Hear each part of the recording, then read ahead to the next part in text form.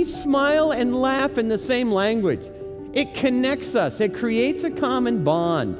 And when you look at it in a very simplistic manner, you start realizing we crave this laughter. And it goes across all boundaries. Babies don't need to learn how to laugh, but adults need reminding. I get invited to open or close conferences a lot.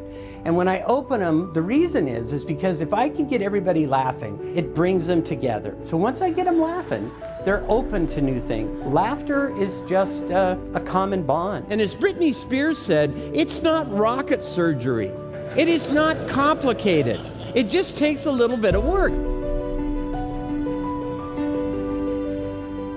It's not about being a comedian. We have to be able to talk to each other. Laughter gets us communicating.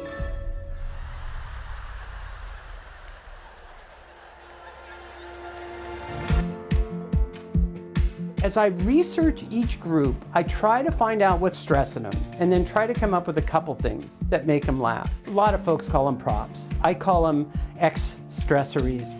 And it's all based on doing away with some situational stress and to try to get people to not worry about so many things so often. And I said, there's got to be something we can do about that. And I reached for my wallet. And she goes, sir, you can't bribe me. And I took out 2 of these little chickens and I just kind of slid them across to her on the table.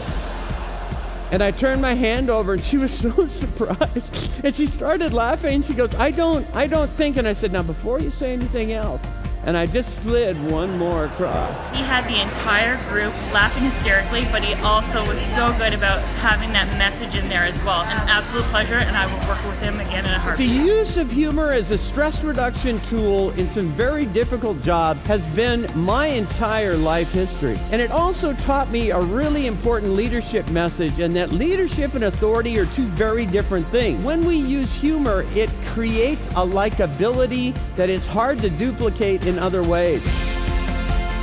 Absolutely fantastic. And the guy is hilarious, funny. People's lives will be better because of what he says. As a recent cancer survivor, it touched me deeply in my heart. Thank you, Tim, for that inspiration that's touching me. We all are overworked. We all are pushed to the edge, and they're just not looking anymore at how humor can help you deal with little situational stressors from time to time. It's like something bad happens, you need a way to recover. Humor can just be one more skill.